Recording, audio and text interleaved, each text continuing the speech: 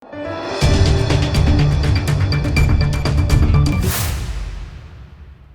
દર્શક મિત્રો, આપ જોઈ રહ્યા છો લોકમૈત્રી ન્યૂઝ। હવે જોઈએ અગત્યના સમાચાર। જંબુસરના કહાનવા ગામમાં 2014માં થયેલ બેદરકારીનું પરિણામ ભોગવતા બાળ મંદિરના 35 બાળકો। મળતી માહિતી મુજબ જંબુસર તાલુકાના કહાનવા ગામમાં શેખાવગા વિસ્તારમાં 2014માં બાળવાડી રૂમ બનાવવામાં આવી હતી।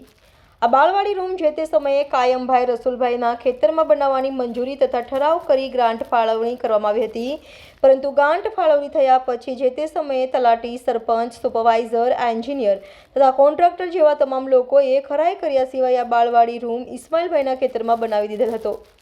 આજે 10 વર્ષ પછી ઇસ્માઇલભાઈને ખબર પડી કે આ રૂમ કાયમભાઈ રસુલભાઈના નામે બોલે છે તો ગમે ત્યારે આપણી જમીનમાં પણ આડકતરી અસર થઈ શકે છે। એના ડરથી ઇસ્માઇલભાઈ દ્વારા છેલ્લા 1 મહિનાથી આ રૂમને તાળું મારી દેવામાં આવેલ છે। જે તે સમયની પંચાયત બોડી તથા લાગતા વળગતા અધિકારીઓની બેદરકારીને કારણે આજે 35 નાના બાળકો આ બાળવાડીમાં અભ્યાસ કરી શકતા નથી।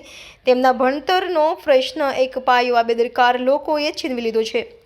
આ 35 બાળકોમાંથી નજીક રહેતા બાળકો આજે ના છૂટકે બાળવાડી ચલાવનાર બેનના નિવાસ સ્થાને અભ્યાસ કરે છે, પરંતુ દૂર રહેતા બાળકોનું ભવિષ્ય નષ્ટ થઈ રહ્યું છે। સરકાર બાળકોના ભવિષ્ય માટે ભણતર માટે અનેક પ્રયત્નો કરી રહી છે, પણ વચેટિયા અધિકારીઓની સાંઠગાંઠ અને કમિશનની લાલચે આજે ઉછળતા ભૂલકાઓની જિંદગી સાથે ખિલવાડ કરી રહી છે। ત્યારે લોકોની માંગ ઉઠી છે કે આ બાળ મંદિરના બાળકોને ન્યાય મળશે ખરો, એ જ જોવું રહ્યું। રિપોર્ટર ભરત મિસ્ત્રી, લોકમૈત્રી ન્યૂઝ, ભરૂચ। બેન પ્રવીણભાઈ છે। હું કાનવા 10 આંગણવાડી શેખાવાગા વિસ્તારમાં ચલાવું છું અને એક વર્કર બેન છું। આંગણવાડી જમીન માલિકે આંગણવાડી પર તારું માર્યું છે, એના શું કારણ છે મને ખબર નથી, પણ હું 1 મહિનાથી મારા ઘેર બાળકો બેસાડું છે અને મને પણ તકલીફ પડે છે। દૂરના બાળકો આવતા નથી અને જે મારા ઘેર બાળકો બેસા છે તે પણ કેન્દ્ર પર જવાનું કહે છે। તો સરકારને નમ્ર વિનંતી કે મને મારું કેન્દ્ર પાછું ચાલુ કરાવી આલે અને જે તે હોય તે મને।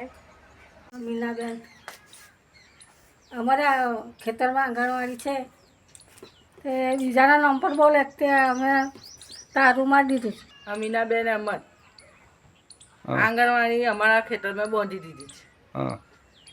આ હામીના ખેતરની હતી અને અમારા ખેતરમાં બાંધી દીધી એટલે અમે તારું મારી દીધું। તાલુકાના કહાનવા ગામમાં શેખાવાગા વિસ્તારનો રહેવાસી છું। અહીંયા પ્રાથમિક શાળા 10 નંબરની છે, ત્યાં અમીનાબેનનું ખેતર આવેલું છે, જ્યાં માલ મંદિર બાંધવાની હતી સામે, ત્યાં નથી બાંધી, એની જગ્યા પર બીજા સ્થળ પર બાંધી દીધી છે। હવે એનું નિરાકરણ તો સરપંચને બોલાવીએ તો સરપંચ કંઈ જવાબ આપતા નથી। હા, તો હવે આ જગ્યા પર અમે તારું મારી દીધેલું છે।